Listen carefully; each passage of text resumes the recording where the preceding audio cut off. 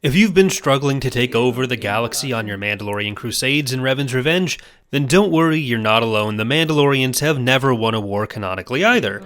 But today I'll be going over the basics of the Mandalorian space roster, ground roster, and galactic mechanics in Empire or Expanded Revan's Revenge version 0.5, as well as giving some example unit compositions in space to help improve your odds on the battlefield and vote on towards victory. There's an overall mod guide which I'll link to in the description focusing more on general mechanics. This video just focuses on how those apply to the Mandalorians. The Mandalorian space roster relies on a backbone of assault missiles and large battle cruisers and capital ships, supplemented by specialized corvettes and a couple general-purpose frigates, then supported by swarms of basilisk riders. We're going to start at the top when talking about their roster, beginning with their most powerful ship, the Candosi. As I cover in the other video, the cost and population cap of a unit in Empire War Expanded is directly based on its power, taking into account factors like fighter loads, average damage per second, and defensive capabilities. When accounting for cost and pop cap, the Candosi brings the most average damage per second out of any Mandalorian ship, and the weapons it has are actually made out of a decent spread as well.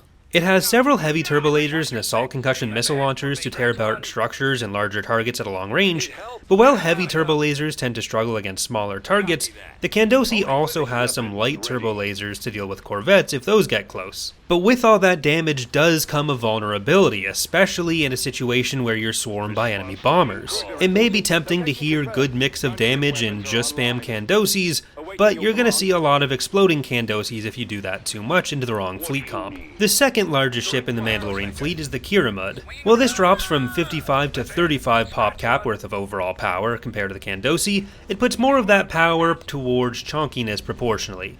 It similarly has some assault concussion missile launchers and generalist medium turbolasers, but it gets a plurality of its damage from ion cannons. You usually want to center your fleet on one or two of these larger ships, or ideally one of each.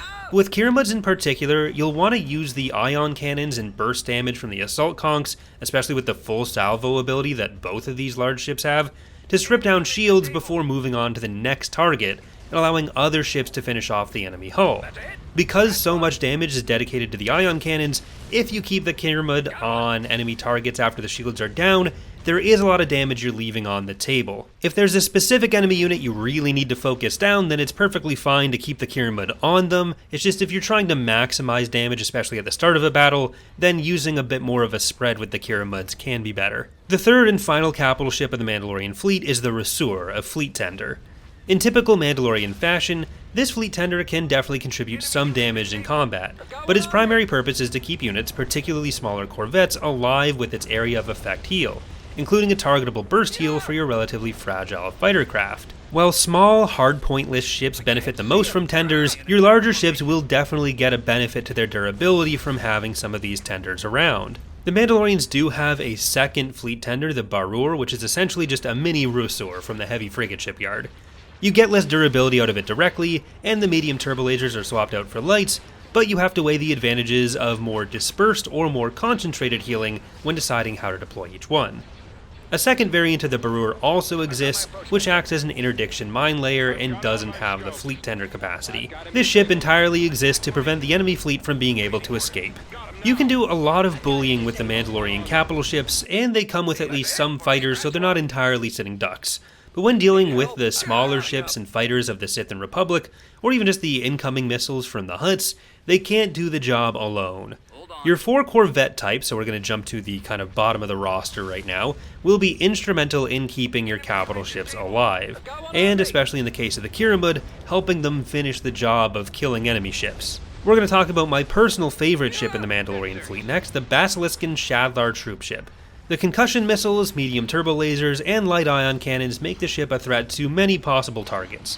While it doesn't have rapid laser cannons or any laser cannons, it does kind of function as a pseudo point defense ship. First, it and the other Shadlar type, which we'll get to in a minute, are pound for pound your best dedicated carriers, adding to the missile damage you'll be doing and building your basilisk swarms to defend against enemy bombers. Secondly though, this particular Shadlar has the ability to mess with enemy missile targeting, which deflects any guided munitions. Unguided bombs will still happily make their way through this ability, but if you're dealing with Sith Darafins or any Hutt ship, or just any enemy fighters and bombers that are coming in with rockets, this ability, for a very small cost, can completely mess up their opening DPS, allowing you to get an advantage in the battle before a lot of the enemy power can actually be applied properly. Because they're using this ability rather than traditional point defense, it does mean they have to be at the front of the fleet, which can make them more vulnerable, but you do have your Asurs and Barurs to help keep them alive for longer.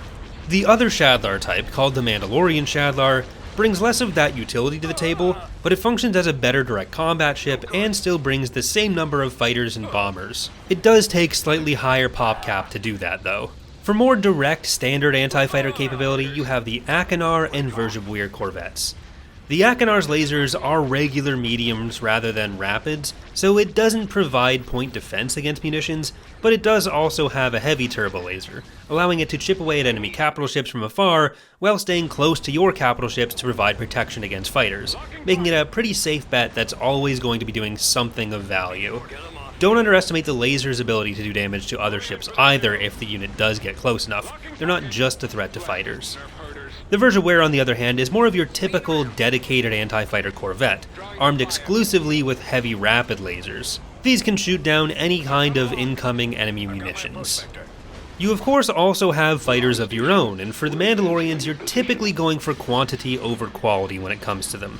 That's just what happens when you make fighters people have to ride on top of instead of inside. This also means your bombers are typically less effective on their own on average. Their rockets are individually pretty in line with higher tier bombers for most other factions, but they do only have light bombs, putting their damage output in that category lower than most other bombers, albeit with a much faster reload than you would see on something like the Sith Starforge bomber. So don't take this to mean you should just underestimate what they are able to do. It's just not something you're going to rely on to the same extent as you might in another faction. Generally, your fighters and bombers will be best used as force multipliers and missile saturation to break past enemy point defense, rather than being the main attraction themselves as they tend to be in the Republic. You do have one more standard fighter type though, the Devab, which doesn't tend to put out as much damage as other fighter types in dogfights, but it is quite beefy. Finally, for space, we have your two heavier frigates, the Shukular and the Jahavier. The Jahavier has heavy ion cannons and assault conch missiles, giving it a very high engagement range, especially against larger targets, on top of some dual medium turbo lasers. But you are going to need that range since it's got relatively weak shields. The Shukular, on the other hand, is a fair bit tougher, and its weaponry avoids the usual Mando missile mayhem, focusing instead on pure turbo lasers and laser cannons, making them ideal for picking apart fleets with a lot of point defense. They can often clear the way, allowing your missiles to do their job in taking down the bigger targets, but if you pair them with Kiramuds, since these are purely lasers and turbo lasers, they have kind of the opposite situation of the Kiramud. The Kiramud can just rip apart the shields, and then you can send the Shukulars in to take down the hull. Let's start by building a standard 250 population fleet with some extra ships so you can tailor what you send in to what you're fighting.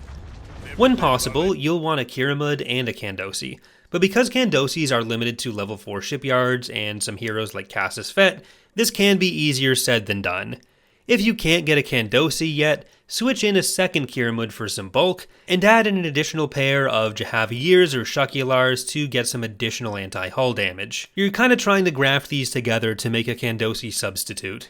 You'll usually want one Rasur positioned in the middle of your fleet between whichever two capital ships you have, and then two Tender Barurs, one on either side of the fleet, or concentrated around where your Corvettes end up as the battle proceeds. You'll also want one interdictor mine layer kept towards the back. Then, for your heavy frigates, we'll have two Shukulars and two Jahaviers. Next, we'll add our little carriers and extra point defense.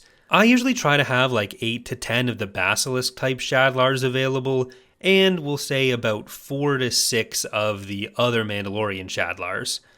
For our Corvettes, try to keep about 10 Verzubwirs and 8 Achenars. All of this together will put us a bit north of 300 population, so again you're going to choose what to send in based on what you're fighting.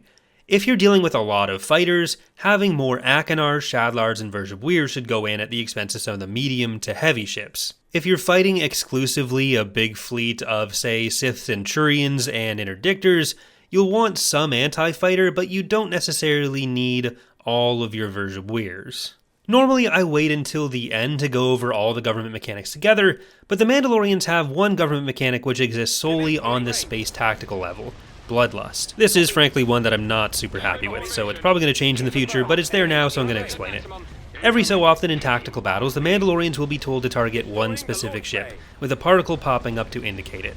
If you manage to successfully bring it down within the time limit of 90 seconds, you'll get a significant buff to your ships for 60 seconds.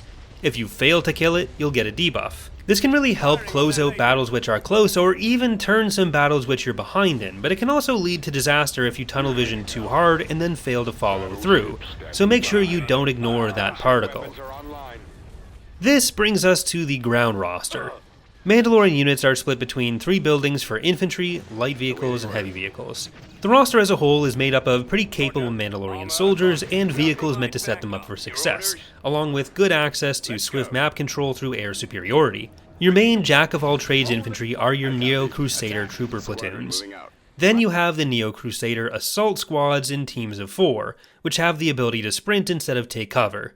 These guys have the tools to enter fast and take over a fight quickly to secure capturables and landing zones, but because of their lower durability, they don't want to be in drawn-out engagements or run into anti-infantry tanks.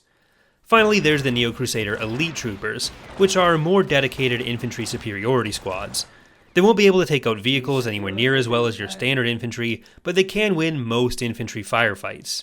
The second most important unit types in your arsenal are your basilisks. These are 2 types of aircraft in an anti-infantry form and a more mixed or anti-vehicle loadout, coming in teams of 2 and then 1 respectively. They can be especially good at going between infantry engagements to wipe them out and allow your troops to do what they want to do, or they can quickly go in and take out turrets, artillery, or any other emplacement which could pose a threat to your infantry. There are then 2 additional Basilisk-esque units which don't have the ability to fly. These are the Cockatrice Walker and the Baragwan Battle Tank. The AoE blaster cannons on your Cockatrice Walkers are incredible against infantry, although the unit itself is a bit fragile.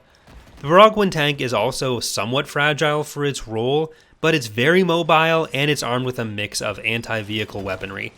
They can struggle against some heavier vehicles just because of their own durability, but in sufficient numbers or if they're covered by something else, they can take pretty much anything down, and they're especially useful at clearing out lighter anti-infantry units in large numbers. In a quick hit-and-run attack on structures and heavier enemy vehicles, Baragwans can be joined by the ion-toting Burinar skiff. For other fast strikes against infantry, you have the relatively durable, for a speeder, Tabalhar speeder bike, which can then join Cockatrice Walkers. Because you're going to be focusing on moving infantry into secure areas cleared by your basilisks, you'll want to make use of transports like the repulsor-powered Marut gun platform, which can move your infantry over water, or the ground-bound but more durable Brawl APC, which can help bring your infantry in under fire, and then still contribute a bit more to the battle than most other dedicated transports can. While air power is an important part of zone control for the Mandalorians, they don't have an aerial transport to move troops in, so you do need to use the Marut or the Brawl.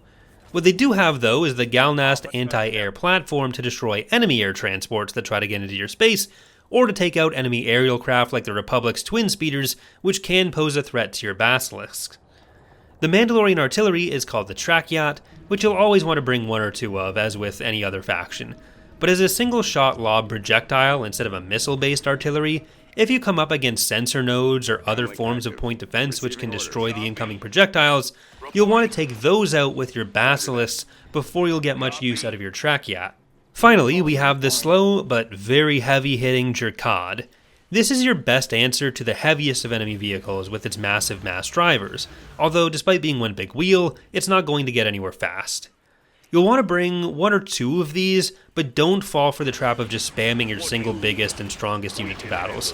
For the Mandalorians in particular, the Jerkad is too vulnerable to large groups of units, especially infantry, for that to be a good idea, and you're essentially giving up any semblance of map mobility or control if you do that. Now we'll go over the other Mandalorian government mechanic. They don't have something as in-depth or involved as the Republic Command Staff or especially the Sith Rule of Two yet, but there is a mechanic which can be a bit harder to notice if you don't know it's there, which we usually refer to as Rally Master swaps. Mandalorians tend to go where they're needed rather than sticking to space or ground combat, and several of your heroes live up to that. If you place some of your heroes in space over a planet, you'll have the ability to swap them between ground and space loadouts from the political build options menu, And yes, because of how Empire at War works, you do need them to be in space to make the swap. The government menu, available from the button on the left side of the screen, will tell you which of your available heroes can be swapped and what they can be swapped to. While most are just switched between ground and space, Supreme Commander Cass's Fett can instead be swapped between a Kiramud and a Kandosi flagship as well. That's going to do it for this guide though. I hope it helps get your Mandalorian conquest off the ground. We'll be back very soon, for real this time, with a Sith guide, so remember to subscribe if you're interested in that or other EAWX and strategy game content. Thank you for watching, and I hope to see you next time.